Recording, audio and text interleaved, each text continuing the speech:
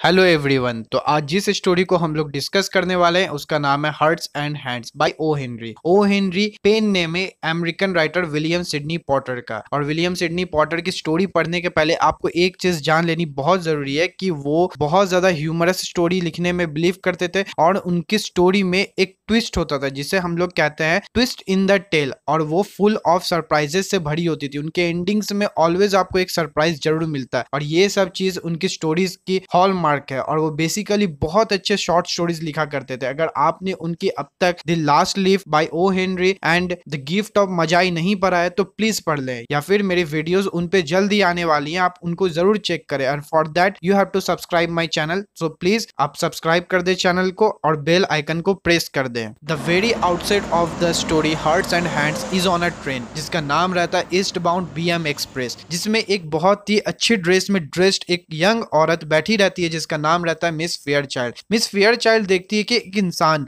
जिसका चेहरा कुछ जाना पहचाना लग रहा है और जिसका नाम था मिस्टर स्टन, वो ट्रेन पे चढ़ते हैं। वो देखते ही उसको समझ जाती है अरे मैं तो इसे जानती हूँ। और वो देखती है कि उसका राइट हैंड जो है वो हथकड़ी में बंधा हुआ है जबकि उसका लेफ्ट हैंड है वो फ्री है। और उसका राइट हैंड एक ऐसे इंसान के साथ बंधा हुआ है जिसका फेस बहुत ज्यादा ग्लम था, मतलब बहुत ज्यादा सैड टाइप का लग रहा था, और जिसकी बॉडी बहुत ज्यादा मस्कुलर थी और वो रफली ड्रेस्ड होता है। दैट मीन्स उसके कपड़े सही से इन भी नहीं थी और इधर उधर से लूज फिटिंग्स थी और कुछ खास उसका ड्रेसिंग था नहीं। तो इस तरह ये स्टोरी आगे बढ़ती है और मिस फेयरचाइल्ड बहुत ही ज्यादा बारीक नजरों से मिस्टर ईस्टन को एग्जामिन करती हैं। वो देखती हैं कि आखिर क्या प्रॉब्लम है इनके साथ, और वो थोड़ा घबरा भी जाती हैं जब उन्होंने ये चीज ऑब्जर्व किया कि मिस्टर ईस्टन जो है वो हैंड कफ्ड है। यार वो दोनों कहाँ आके बैठते हैं? वो दोनों बैठते हैं ठीक मिस फेयरचाइल्ड के सामने। और जिस हिसाब से मिस फेयरचाइल्ड मिस्टर ईस्टन को देख रही थी वो बहुत ज्यादा एम्बेरेस्ड हो गए। उन्हें शर्म से पानी पानी हो जाना पड़ा और उनको इस हालत में देखते हुए उनके बगल में जो इंसान बैठा था उनके साथ हैंड कफ, वो उनके रेस्क्यू में आता है। वो उन्हें बचाने के लिए आगे बढ़ के आता है। वो कहता है कि मैडम माफ करिएगा लेकिन मिस्टर ईस्टन जो है वो कोई चोर नहीं है, वो एक मार्शल है और वो मुझे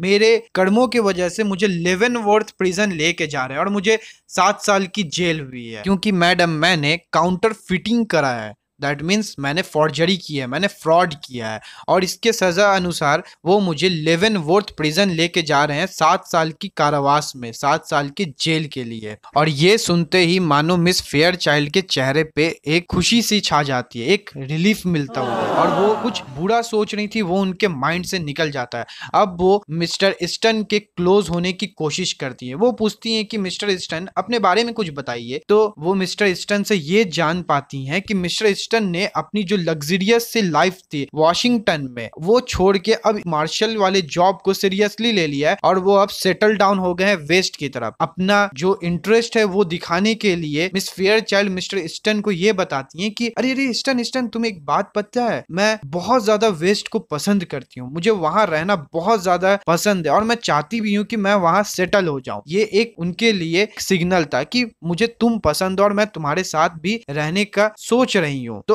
अब इस पोजीशन पे मिस्टर ईस्टन जो है वो बहुत ज्यादा बातों में घुलते मिलते जा रहे थे और मिस फेयरचाइल्ड के क्वेश्चंस खत्म ही नहीं हो रहे थे।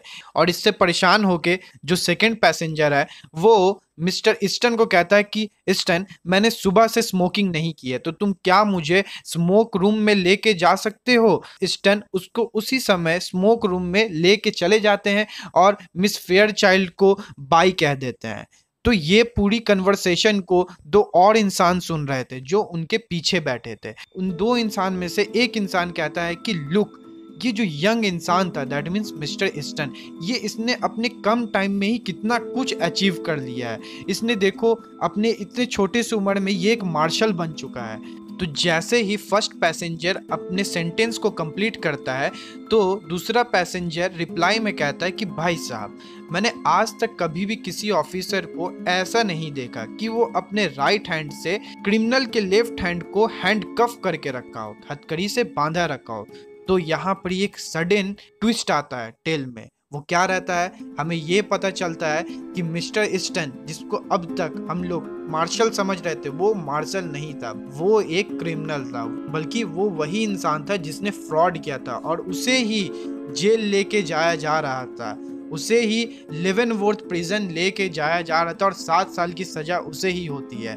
और वो जो पुलिस ऑफिसर होता है वो दिल का बहुत अच्छा होता है, इसलिए उसने उसे एम्बैरेसमेंट से बचाने के लिए मिस फेयर चाइल्ड के सामने एक मार्शल के तौर पे प्रेजेंट किया और खुद को एक क्रिमिनल दिखाया।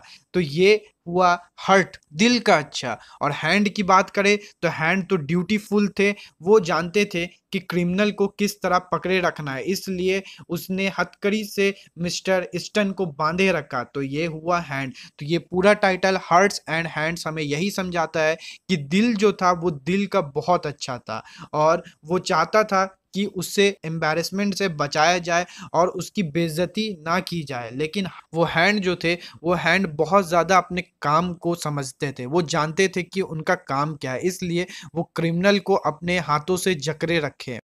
तो इस तरह ये स्टोरी खत्म होती है और इसी तरह ओ हेनरी ने अपने कहानी को एक ट्विस्ट की तरह खत्म किया, जैसे कि मैंने कहा था ट्विस्ट इन द टेल। और ये एंड जो थी वो फुल ऑफ सरप्राइजेस थी और इसे कहते हैं सरप्राइज एंडिंग। और ये सब हॉलमार्क्स हैं उनकी शॉर्ट स्टोरीज के। तो आई होप कि आप लोगों को ये स्टोरी बहुत अच्छे से समझ आई होगी एंड आपने एंजॉय की होगी मेरे नरेशन को। तो for that reason please subscribe my channel for latest updates. Thank you.